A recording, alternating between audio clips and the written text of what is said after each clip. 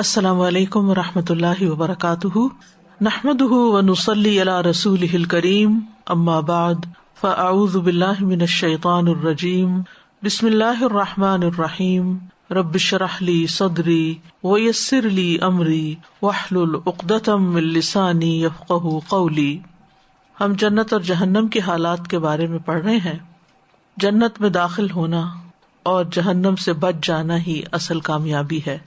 جہنم کا جو کنارہ ہے اوپر کا، اس کی منڈیر ہے، اس سے نیچے تہ تک کا فاصلہ 70 سال کی مسافت کا ہے۔ رسول اللہ صلی اللہ علیہ وسلم نے فرمایا، مجھے اس ذات کی قسم جس کے ہاتھ میں میری جان ہے، جہنم کے کناروں اور اس کی گہرائی تک پہنچنے کی دوری اور مسافت اس قدر ہے کہ اتنی بھاری چٹان ہو جس کا وزن 7 حاملہ اونٹنیوں، ان کی چربی، گوشت اور ان کی اولاد کے برابر ہو، یعنی اتنی بڑی چٹان، سمجھے پہاڑی ہو گیا ایک۔ جہنم کی اوپر والی منڈیر سے اس کے پیندے تک 70 سال بعد پہنچے گی۔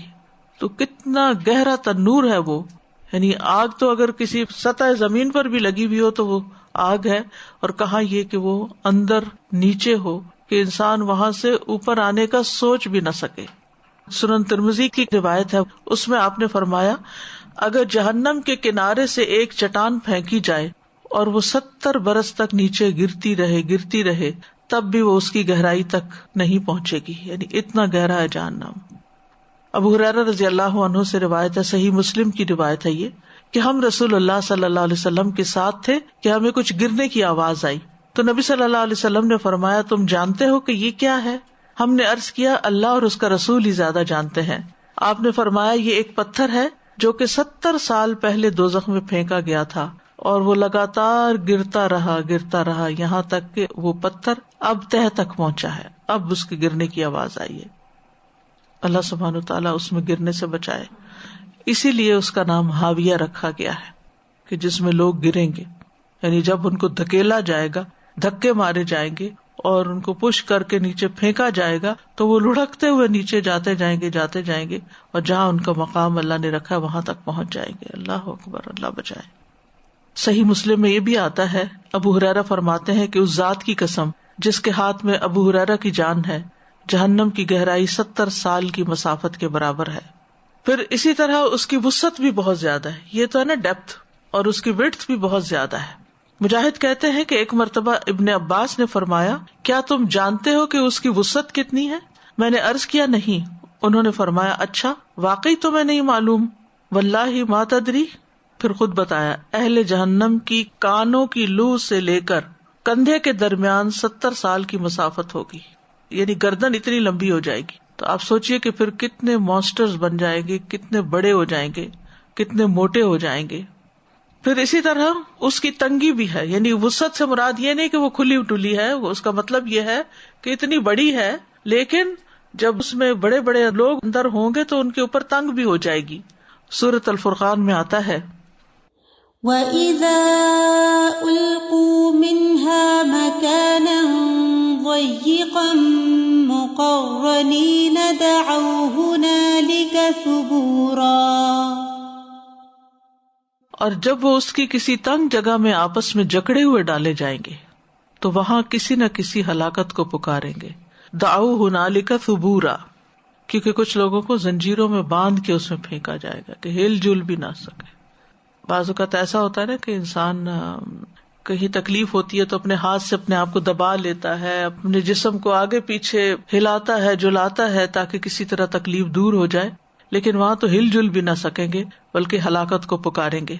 ابو ہریرہ رضی اللہ عنہ سے روایت ہے، وہ کہتے ہیں کہ نبی صلی اللہ علیہ وسلم نے فرمایا، تم میں سے کوئی بھی اپنے مسلمان بھائی کی طرف ہتھیار سے اشارہ نہ کرے، یعنی کسی پسٹل سے یا کسی نائف سے یا کسی چیز سے پوائنٹ آؤٹ نہ کرے، کیونکہ وہ اس کے انجام کو نہیں جانتا۔ ممکن ہے کہ شیطان اس کے ہاتھ سے وار کرا دے، پھر وہ اس وجہ سے دوزخ کے گڑھے میں جا گرے۔ اس کا گڑھا جو ہے وہ تو گڑھا ہی ہے۔ تو اس سے آپ اندازہ لگائیں کہ کسی مسلمان کا جان بوجھ کے قتل جو ہے اس کی سزا جہنم ہے۔ اور ایسے کھیل تماشے میں بھی ایک دوسرے کی طرف وار نہ کرے، یا یہ نہ کہ I'll kill you، یعنی بعض اوقات منہ سے نکالتے ہیں نا I'll kill you، اور پھر اتفاق سے وہ ہتھیار جا پڑتا ہے سامنے والے پر، تو اس پر بھی پکڑ ہے۔ یہ صحیح بخاری کی روایت ہے۔ پھر یہ کہ جہنم کی گہرائی کے بارے میں حضرت عمر کہتے ہیں رضی اللہ عنہ جہنم کو کثرت سے یاد کرو، اس لیے کہ اس کی گرمی بہت سخت ہے، اس کی گہرائی بہت زیادہ ہے، اور اس کے آنکڑے لوہے کے ہیں، یعنی اس کے اندر جو کنڈے ہیں یا وہ جو کانٹے ہیں وہ لوہے کے ہیں۔ جہنم میں مشرق و مغرب جتنی دوری ہے۔ صحیح مسلم میں آتا ہے، نبی صلی اللہ علیہ وسلم نے فرمایا، بندہ ایک ایسی بات کہہ دیتا ہے جس کی وجہ سے وہ دوزخ میں اس قدر اتر جاتا ہے جس قدر کے مشرق و مغرب کے درمیان فاصلہ ہے، یعنی اتنی دور تک جا کے گڑھے میں گر پڑتا ہے۔ پھر اسی طرح جہنم کے اندر سورج اور چاند بھی ڈالے جائیں گے۔ نبی صلی اللہ علیہ وسلم نے فرمایا، قیامت والے دن سورج اور چاند دونوں دوزخ میں لپٹے ہوئے ہوں گے اور ان کا رنگ سرخ ہوگا، یعنی دہک رہے ہوں گے۔ تو یہ سورج جو ہے ہم دیکھتے ہیں کہ گرم بھی ہے، لیکن زمین کی جسامت سے 13 لاکھ گنا زیادہ بڑا ہے۔ تو آپ سوچیے وہ بھی جہنم کے اندر جائے گا۔ پھر چاند بھی ڈال دیا جائے گا، اور اس کی کیا وجہ ہے، کیوں ڈالے جائیں گے؟ ان لوگوں کو ذلیل کرنے کے لیے جو دنیا میں ان کی عبادت کیا کرتے تھے، جیسا کہ اللہ تعالیٰ کا فرمان ہے سورۃ الانبیاء میں، انکم وما تعبدون من دون اللہ حسب جہنم انتم لہا واردون، بے شک تم اور جنہیں تم اللہ کے سوا پوجتے ہو وہ جہنم کا ایندھن ہے، تم اسی میں داخل ہونے والے ہو۔ یعنی اس کے علاوہ پتھر کے بت اور دیگر جن چیزوں کی لوگ پوجا کرتے تھے وہ سارے ان کے ساتھ ہی ہوں گے، تاکہ ان کو یہ بات اچھی طرح سمجھ میں آ جائے کہ الہ تو ایک اللہ ہی تھا، یہ الہ نہیں تھے۔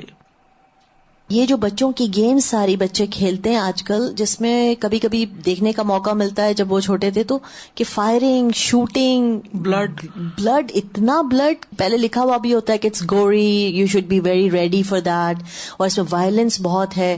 اب یہ وائلنس کرتے کرتے بچے اتنے بالکل ہی ڈی سینسٹائز ہو جاتے ہیں کہ تو کیا ہو گیا، اس کو لات مار دی، اس کو پنچ مار دیا، اس کو گرا دیا، اور پھر اس حد تک کہ ہتھیار بھی یوز کرنے لگتے ہیں ہاتھ میں، اگر کوئی چیز بھی ہے ان کے، ہاکی ہے یا بیٹ ہے یا کوئی چیز ہے وہ بھی گھما دیا۔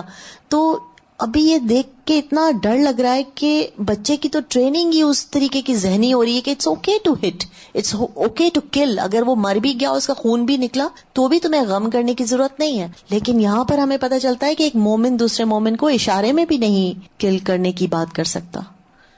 کل رات میں سورۃ ملک پڑھ رہی تھی تو اس کے اندر جہنم کا جب ذکر آیا تو بالکل ہی کیفیت اور تھی۔